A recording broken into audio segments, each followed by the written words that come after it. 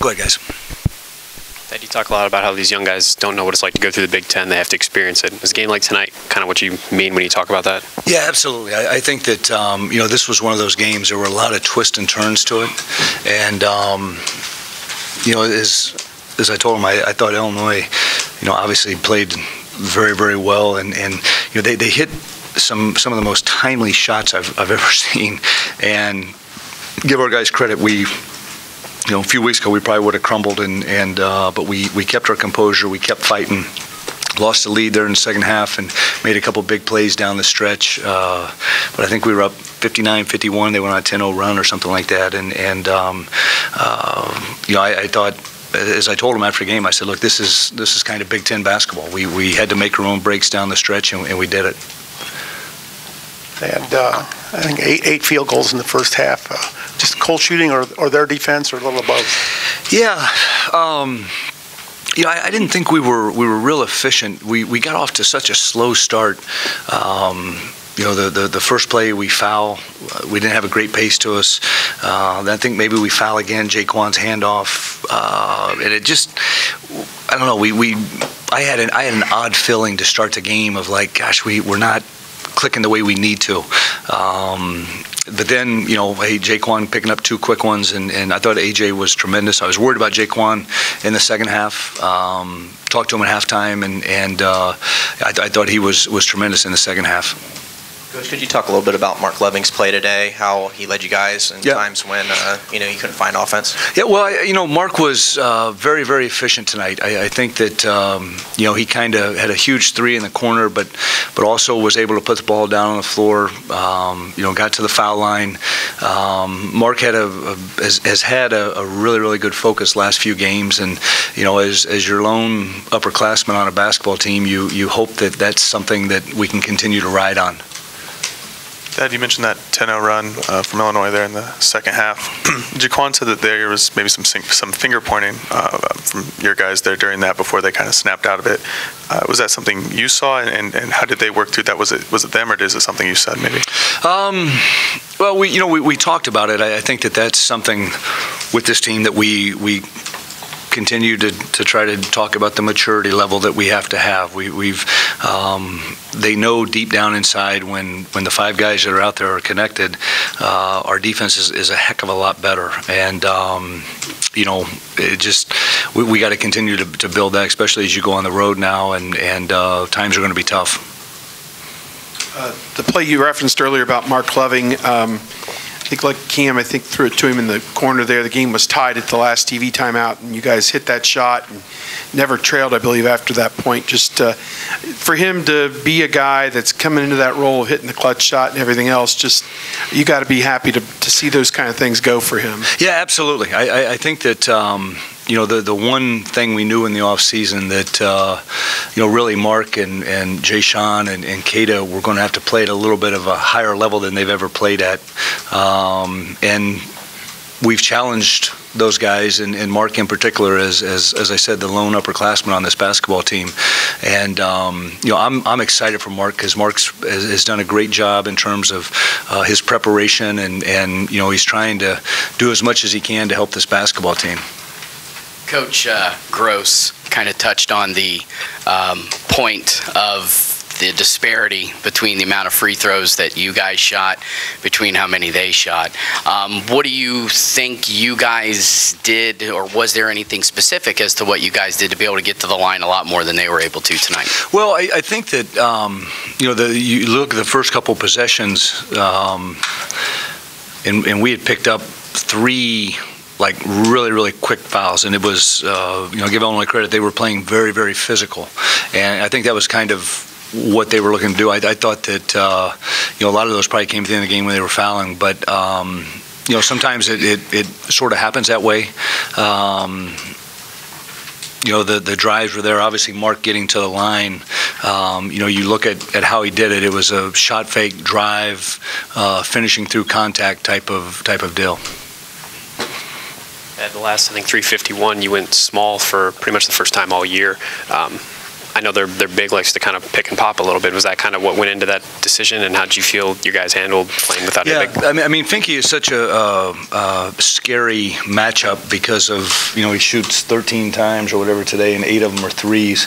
And that's something that they do a really good job of exploiting. What was funny is when we had that and they were driving the basketball, you felt the lack of presence of our shot blockers down there. And I was like, where's our, then I'm looking out there and we're small. But no, I thought our guys did a pretty decent job with that, just in terms of, especially on the offensive end, because, I mean, Kata had a flash drop to JT, and, they forced our hand there a little bit, just in terms of pulling our bigs away from the bucket, and Jay Sean has a better feel and can kind of multitask on the offensive end.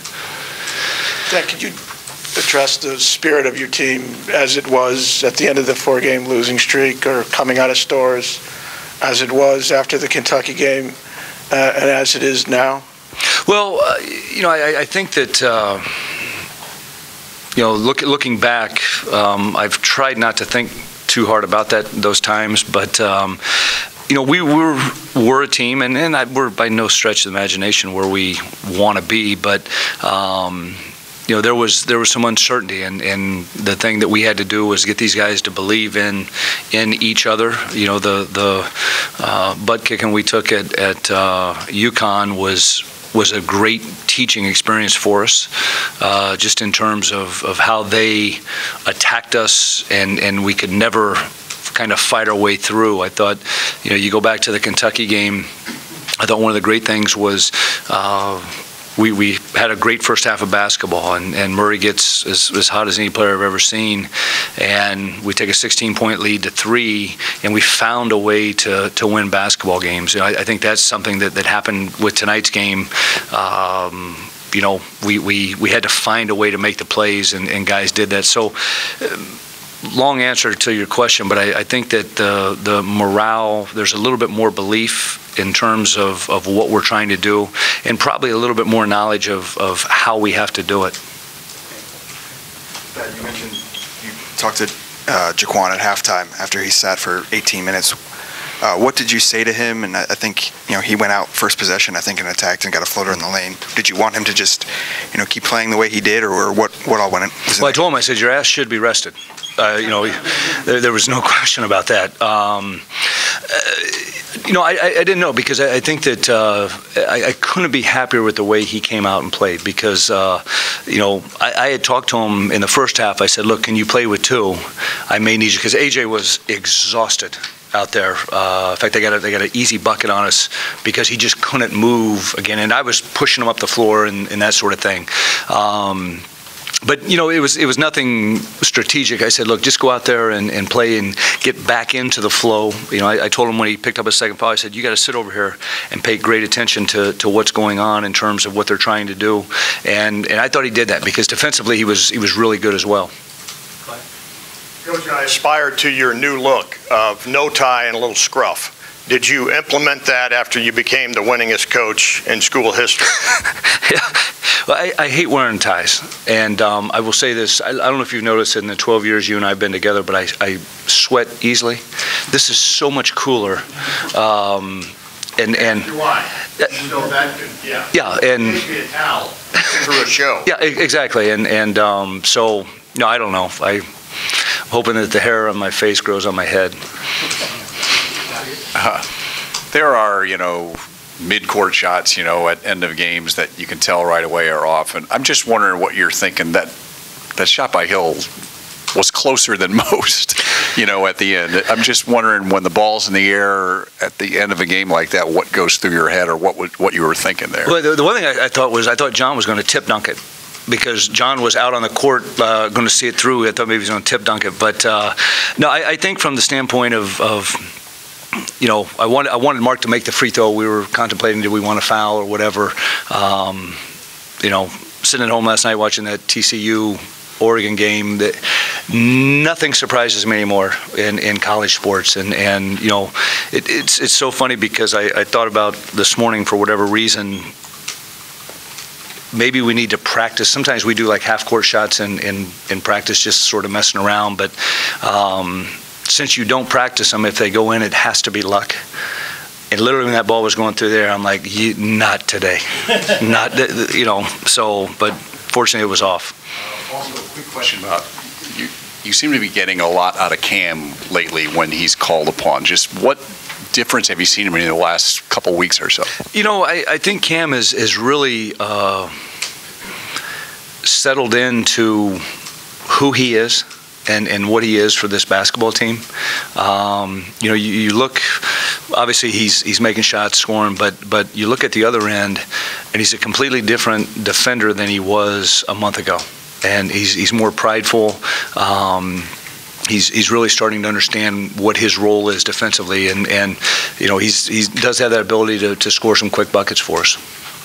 Coach, on the topic of defense, you guys held them to 40% shooting and forced 32 three-pointers this game.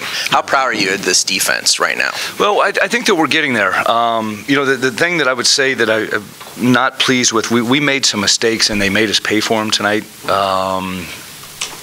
And those are things that they're going to happen. But with that said, we can't, on a dribble keep, give a guy a dunk. On the second, on a horns action, on the second ball screen, we can't give a layup. With that said, but I do think we're understanding scouting more. The first three that none hit was a great pass by Tate, and they kind of got us on that. But we've got to continue to build it, and I like the direction we're heading with our defense.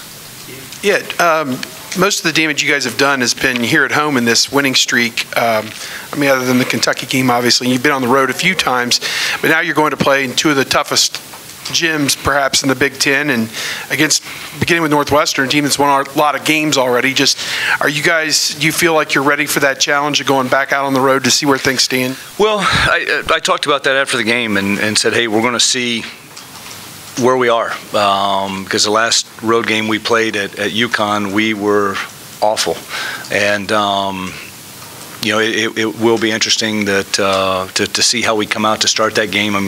No question, you touched on it. Northwestern's playing some great basketball right now, and always a tough place to play. Okay. All right. Thanks, guys. Thanks.